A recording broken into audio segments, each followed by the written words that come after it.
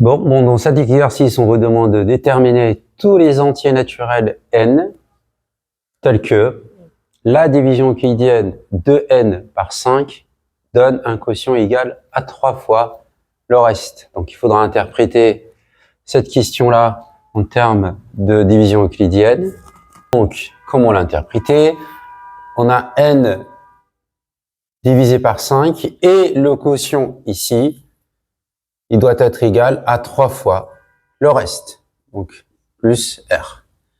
Et n'oubliez pas évidemment la condition qui vous permet, ou qui permet de poser la condition sur cette division euclidienne, c'est-à-dire le reste doit être compris entre 0 et 5. D'accord? Le diviseur. Donc à partir de là, on va cette expression-là. Donc là, ça nous donne 5 fois le reste, plus reste, égale à 16R. Maintenant, on va revenir à cette condition-là pour pouvoir déterminer ces valeurs. Ok? Donc, et à partir des valeurs de R, on peut trouver les valeurs possibles de N. Donc, N, R peut prendre comme valeur 0, 1, 2, 3, 4. Et on va calculer tous les n possibles pour chaque R. Donc, par disjonction de K, vous allez avoir première valeur de R qui est égale à 0 et qui vous permet d'avoir n. Donc, 16 fois 0 vous donne 0 et ça sera la première valeur de n. La deuxième, R égale 1, vous faites de même, 16 fois 1 égale 16. Donc, on a la deuxième valeur de n possible de n. R égale à 2, ça permet de calculer n. 16 fois 2 égale à 32. Et c'est la troisième valeur possible de n. Puis R égale à 3. Ça permet de trouver la valeur de n, qui est 48. Et on termine avec la dernière valeur possible de R, c'est-à-dire 4. n égale à 16 fois 4. Ça vous donne 64. Donc n égale 64. Et ici, nous avons toutes les valeurs possibles de n qui vont vérifier cette condition-là. C'est-à-dire la division euclidienne de n par 5 donne un quotient égal à 3 fois le reste. D'accord? Alors, on va passer à la question 2. 2a.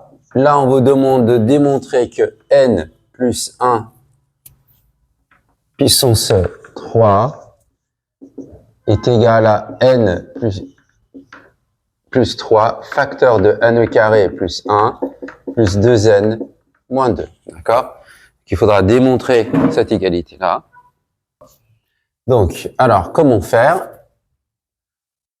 On va calculer ou développer ce terme-là, faire de même pour celui-ci et les comparer à la fin. Donc, commençons par n plus 1 puissance au cube, on va le développer. Puis, utiliser l'identité remarquable ici, a plus b au carré, donne n au carré, plus 2n plus 1, puis développer ces deux facteurs. Donc, nous allons avoir n au cube ici, puis 2n au carré, puis n, plus n au carré, plus 2n, plus 1. 1 fois 1 égale 1. D'accord? On va réduire maintenant les termes semblables. Celui-ci, il est tout seul, on le garde. Celui-ci va avec celui-là, donc ça va faire 3 fois n au carré, plus n plus 2n, ça fait 3n, plus n. Ok, plus 1, pardon. Je vais faire de même pour celui-ci. Donc, n plus 3 facteur de 1 au carré plus 1 plus 2n moins 2 égale. C'est égal à quoi? Alors, je vais mettre ici égal. Je développe ces deux-là. Deux facteurs, ça fait n au cube plus n plus 3n au carré plus 3. Et puis, je leur rajoute ces deux termes-là, 2n moins 2. Je réduis tout, le tout. Ici, il est tout seul, celui-ci. Puis, j'ai ce terme, d'abord ce terme-là, 3n au carré. Puis, celui-ci avec celui-là, ça nous donne 3n. Et enfin, 3 moins 2, ça donne 1, plus 1. Donc, maintenant, je compare ça avec ça. D'accord? Alors, qu'est-ce qu'on remarque? 1 au cube, 3n au carré, 3n au carré, 3n, 3n plus 1. Donc, l'égalité bien vérifiée. Ainsi,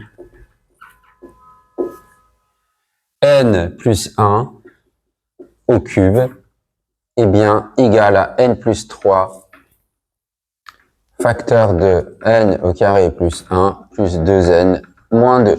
Alors, il faut jamais écrire égal et développer de chaque côté. Ce n'est pas bon puisqu'on ne le sait pas encore. Donc voilà. Vous faites séparément et à la fin, vous comparez pour voir si l'égalité est vérifiée. Donc on va passer à la dernière question B. Je vais effacer ici.